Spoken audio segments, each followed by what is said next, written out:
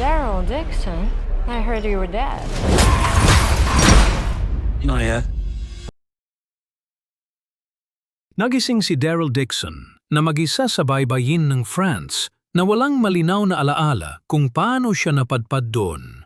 Sugatan at malayo sa kanyang tahanan, agad niyang nadiskubre na may sarili ring mga bangungot ang France, mula sa mga mapanganib na nakaligtas hanggang sa mga bagong uri ng mga walker.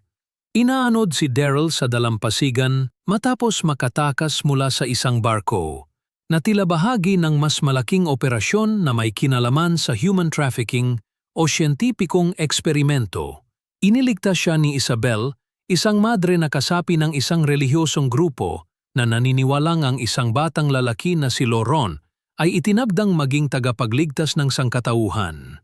Hinimok ni Isabel si Daryl na tulungan siyang ihatid si Laurent ng ligtas sa isang komunidad sa hilagang France na tinatawag na The Nest, kung saan unti-unting lumalakas ang isang kilusan ng mga rebelde.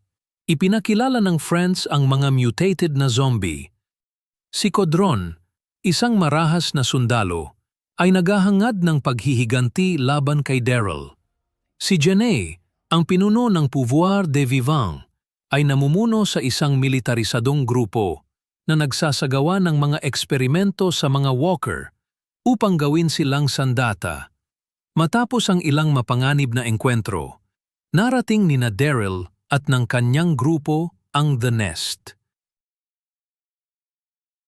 Ipinagpapatuloy ang misyon ni Daryl at muling ipinakilala si Carol Pelletier na nagtungo sa Europe upang hanapin siya.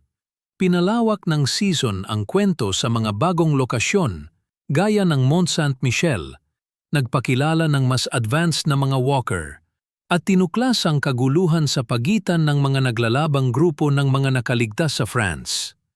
Naglakbay si Carol sa France at muling nagkita sila ni Daryl.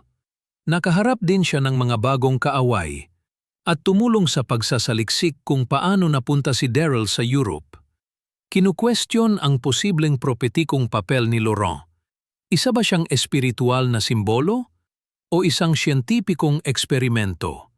Pinalalawak ni Jenny ang kanyang kapangyarihan gamit ang mga pinahusay na zombie sa mga labanan sa arena, nakahalintulad ng mga unang panahon ni na Governor at Negan. Nakiisa sina Daryl at Carol sa mga puwersa ng mga rebelde na naglalayong pabagsakin ang lumalawak na diktadura ni Jenny. Tumampok ang mga tema ng pananampalataya, pamilya at revolusyon.